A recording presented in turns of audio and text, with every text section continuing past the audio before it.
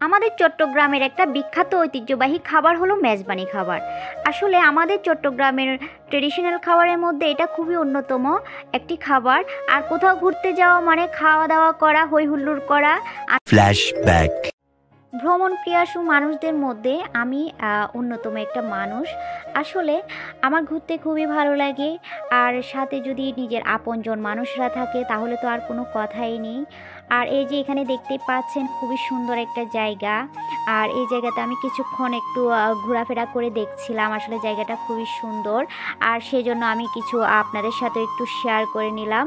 আর ভিতরে একটা shopping mall আছে, আর সেখানে আমরা যাব না। যাই হোক, আজকে আমি মূলত আপনাদের সাথে একটা অন্যরকম ভিডিও শেয়ার করতে চলেছি। আশা করছি আপনাদের ভালো লাগবে। আসলে ঘুরতে যেতে কার না ভালো লাগে বলেন। মাঝে মাঝে ঘুরতে যাবেন, মাঝে মাঝে প্রিয় মানুষের সাথে খুনসুটি প্রকাশ করবেন, মাঝে মাঝে প্রিয় মানুষের সাথে ফুচকা খাবেন, মাঝে মাঝে প্রিয় মানুষটির সাথে টমের দোকানে চা খাবেন, মাঝে মাঝে প্রিয় মানুষটির সাথে অর্থাৎ 40 টাকা দামের বা 50 টাকা দামের আইসক্রিম খাবেন, মাঝে মাঝে প্রিয় মানুষটির সাথে অর্থাৎ আপনার মনের ভাবটা প্রকাশ করবেন, মাঝে মাঝে প্রিয় মানুষটির সাথে 10 টাকা দামের হাওয়াই মিঠাই খেতে কখনোই ভুলবেন না। আর এই যে আজকে আমি চলে এসেছি একটা মেজবানির আইটেম নিয়ে, আপনাদের সাথে একটা মেজবানির আইটেম শেয়ার করছি। আর আজকে আমরা দুপুরে লাঞ্চ করব এই মেজবানির আইটেমগুলো। আসলে আমাদের চট্টগ্রামের একটা ঐতিহ্যবাহী খাবার হলো মেজবানি খাবার। এই যে দেখতে পাচ্ছেন। আর যারা চট্টগ্রামে এসেছেন অর্থাৎ চট্টগ্রামের মানুষ, আপনারা তো অবশ্যই জানেন। আর যারা কখনো চট্টগ্রামে আসেননি বা যদি কখনো আসেন, আমাদের এই চট্টগ্রামের ঐতিহ্যবাহী খাবারটা ট্রাই করবেন। আশা করছি ভালো লাগবে।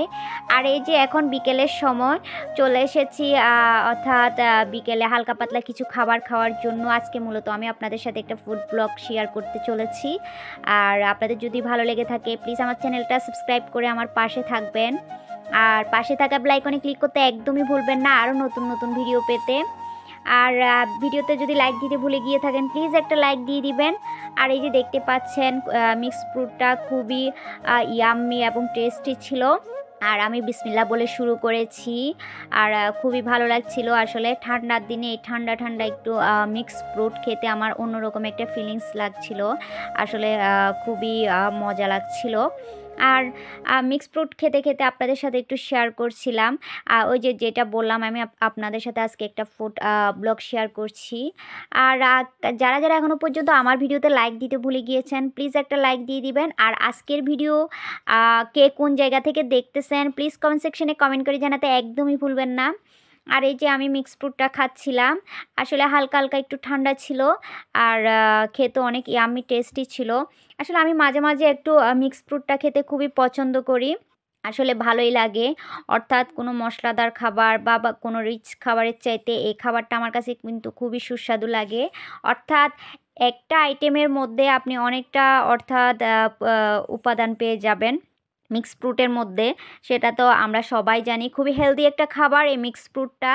আর আমার কাছে তো খুবই ইয়াম্মি এবং টেস্টি লাগে। তার চাইতে অনেক বেশি লাগে। আসলে খুবই হেলদি একটা খাবার।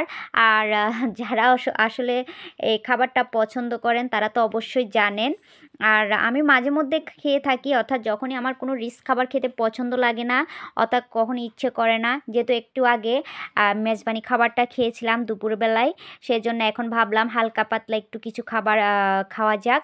এত ভারী খাবার আমি নিচ্ছিলাম না, কারণ আজকে বিকেলের সময় অর্থাৎ সন্ধ্যার সময়ও আপনাদের সাথে হালকা পাতলা কিছু খাবারের ভিডিও শেয়ার করব সেজন্য।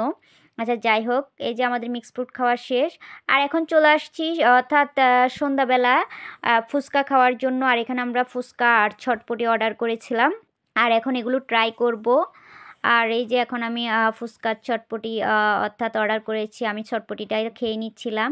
প্রিয় আপু ভাইয়ারা যারা এখনও পর্যন্ত আমার ভিডিওতে লাইক দিতে ভুলে গিয়েছেন প্লিজ একটা লাইক দিয়ে দিবেন। আর আমার চ্যানেলে নতুন হয়ে থাকলে চ্যানেলটা সাবস্ক্রাইব করে আমার পাশে থাকবেন।